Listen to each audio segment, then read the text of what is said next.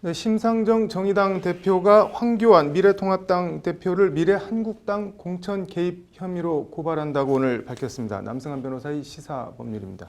변호사, 미래통합당 비례위성정당이죠. 미래한국당 비례 공천은 지금 어떻게 되고 있나요?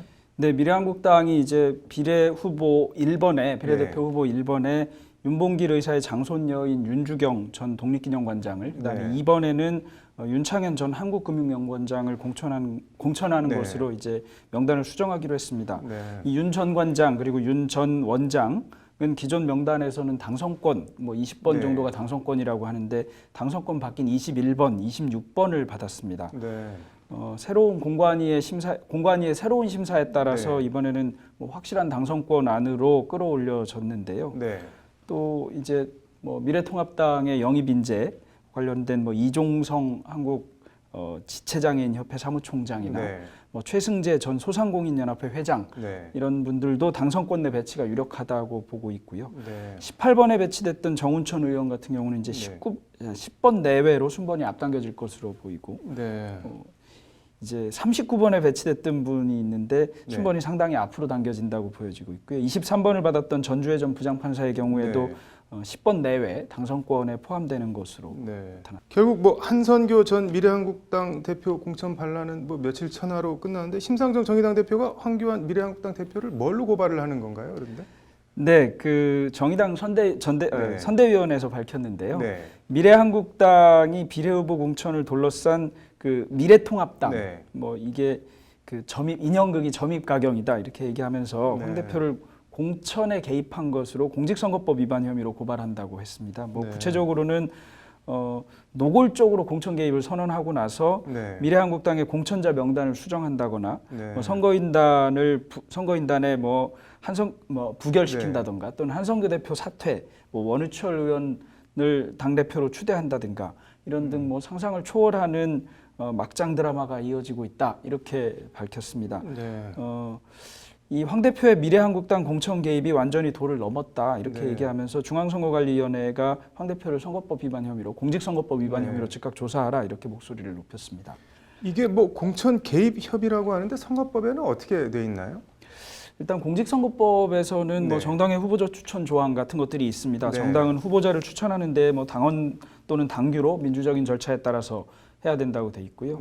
비례대표 후보자 추천의 경우에도 정당은 민주적 심사를 거쳐서 대의원, 당원 등으로 구성된 선거인단의 민주적 투표 절차에 따라야 한다. 이렇게 돼 있습니다. 공직선거법 88조가 이제 문제인데요. 다른 정당이나 다른 후보자를 위한 선거운동을 금지하고 있거든요. 구체적으로는 어떻게 돼 있냐면 후보자나 선거사무장이나 선거연락사무소장이나 이런 사람들이 다른 정당이나 선거구나 같거나 일부 겹치는 다른 후보자를 위한 선거운동을 할 수 없도록 이렇게 하고 있고요. 이게 위반하면 3년 이하의 징역이나 600만 원 이하의 벌금에 처하도록 하고 있습니다. 이게 어쨌든 직접적으로든 간접적으로든 미래통합당이 미래한국당 비례후보 선정에 배나라 감나라 하는 모양새가 됐는데 이게 그럼 법적으로는 어떻게 되는 건가요? 조사를 한다면 어떤 부분이 핵심이 되는 건가요?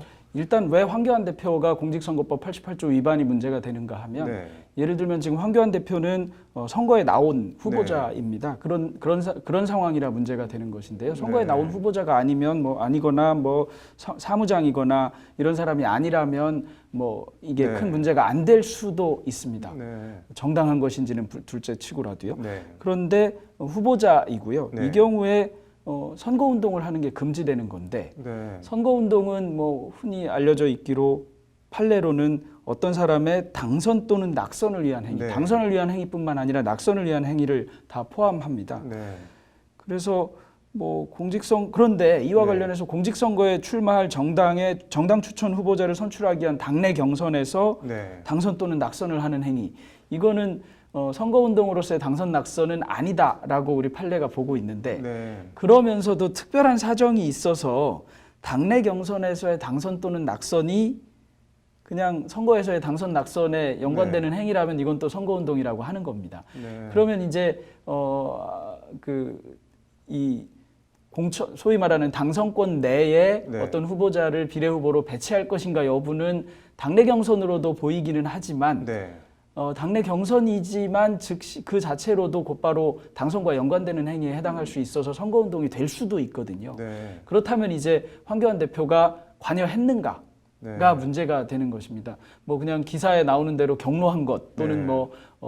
어떤 것이 잘못됐다라고 의견을 개진한 것 정도가 관여인가 아닌가인데 네. 그 뒤로 돌아가는 행위나 또는 어떤 인사를 어디에 네. 배치한 것에 대해서 즉시 문제를 제기했다는 것을 누구라도 알 수 있는 사정 이런 걸 감안하면 관여했다고 볼 여지도 있는 것이고 네. 그것이 아니고 다른 정당의 선거 후보자 등과 관련해서 개탄을 한다든가 이런 네. 일은 지금 서로 정당 간에 하고 있는 일인데 그 정도라면 네. 관여가 아닐 수도 있는 것인데 글쎄요 이거는 위성 정당이라고 또는 자매 정당이라고 얘기하고 있고 이런 점에 비추어 보면 관여가 아니라고 할 수 있는가도 좀 걱정되기는 합니다. 네. 이제 구체적으로 조사를 해서 어떤 행위를 했는지 어떤 네. 말을 했는지를 조사해야 할 것 같습니다. 이게 그러니까 미래한국당이 미래통합당이 아니어서 법적으로 다른 정당이어서 문제가 되고 있는 거죠, 지금. 네, 그렇습니다. 그러면은 이걸 수사를 하면은 공천 개입으로 볼 수 있는 여지가 말씀하신 대로 있는 건가요? 어떻게 되는 건가요? 소위 말하는 당선권 네. 내에 어떤 사람을 넣어라 네. 말아라 이렇게 얘기하고 그게 그랬다면 그건 이제 선거 운동에 해당할 소지가 있게 될 것 같고요. 네. 그런데 구체적으로 나는 그렇게 한 바가 없다. 네. 이렇게 얘기한 거라면 그렇지 않을 수도 있는 것입니다. 또는 나는 그것을 싫어하기는 했지만 네. 알아서 네. 미래한국당에서 미래한국당이죠. 네. 미래한국당에서 그렇게 했다면 그게 또 개입이 아니라고 볼 여지도 있는 것인데 분명히 그렇게 네. 변론하거나 반론할 것 같습니다. 미래통합당도 그렇고 더불어민주당도 그렇고 위성 비례 정당들 이렇게 내보내고 있는데 그 자체는 어떻게 보시나요?